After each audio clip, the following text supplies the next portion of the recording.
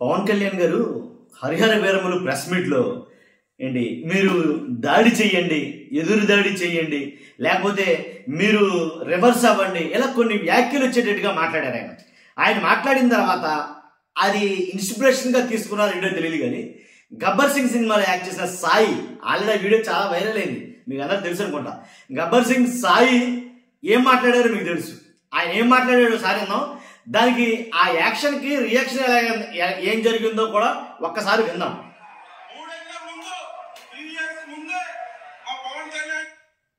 ఒకసారి ఆ మాట వినే ముందు ఫస్ట్ మీరైతే లైక్ చేయండి. లైక్ చేస్తే ఇన్ఫర్మేషన్ ఎక్కువ మంది షేర్ అవుతుంది. ఎందుకంటే జగన్మోహన్ రెడ్డి గారికి పవన్ కళ్యాణ్ గారికి ఉన్న తేడా ఏంటో, వ్యత్యాసం ఏంటో తెలుద్దాం ఇక్కడ.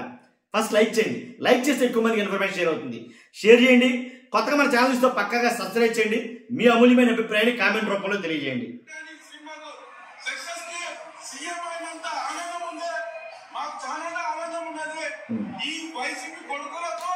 వైసీపీ నా కొడుకులకు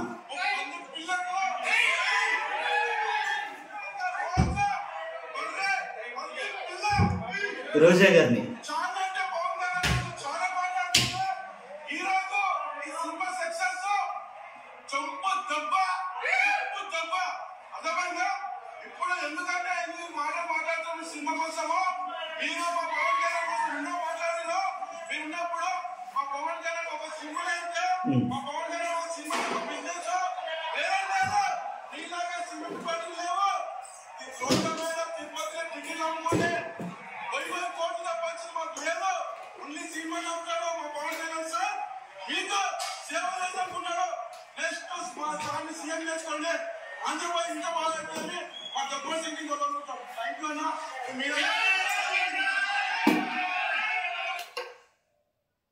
ఇది ఆయన మాట్లాడమాట. తర్వాత ఒక్కసారి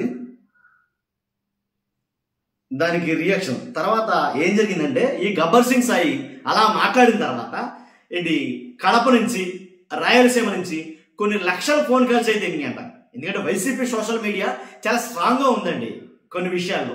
కాబట్టి కొన్ని లక్షల ఫోన్ కాల్స్ వెళ్ళిన తర్వాత ఆ దెబ్బతోటి ఇంకా ఇంక పట్టుకున్న దెయ్యం దిగి వచ్చినట్టు తెలియదు, కానీ మొత్తానికి సారీ, తప్పు అయిపోయింది, క్షమించండి, నేను అలా మాట్లాడకూడదు, అలా మాట్లాడటం తప్పే అని అయితే కనుక ఆయన మాట్లాడటం జరిగింది. తర్వాత ఇది అంత వ్యక్తి అయితే కనుక నేను ఒక ఇన్సిడెంట్ చూసా, అందు గురించి వీడియో చేస్తున్నా.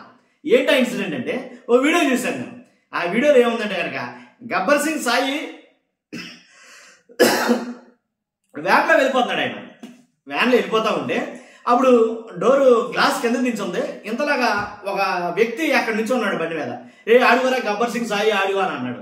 ఆడుగండి ఈడే కదా జగన్ గారిని అంటాం, ఎరా నువ్వే కదా అంటాం, తప్పు కదా అలా మాట్లాడటం, తప్పేనా అని అంటామంటే అతను ఆడు తిప్పేస్తున్నాడు పాపం. ఆయనకి చాలా సీరియస్ అయ్యాడు అతని మీద. ఏంటి ట్రాఫిక్ జామ్ అయ్యింది, అక్కడ ఆగాడు. ఆగిన ట్రాఫిక్ లో జరిగిన సంభాషణ ఇది. అది అంటే ఏ రేంజ్ లో ఉందో జగన్మోహన్ రెడ్డి గారి విషయంలో అనేది చెప్పడం కోసం ఒకసారి ఆయన చెప్పిన సారీ ఒకసారి విందాం. ఒకసారి అంటే ఊరుకోట్ల ఏమన్నా సరే వైసీపీ సోషల్ మీడియా అసలు ఊరుకోవడంలా ఎదురు తిరుగుతున్నారు.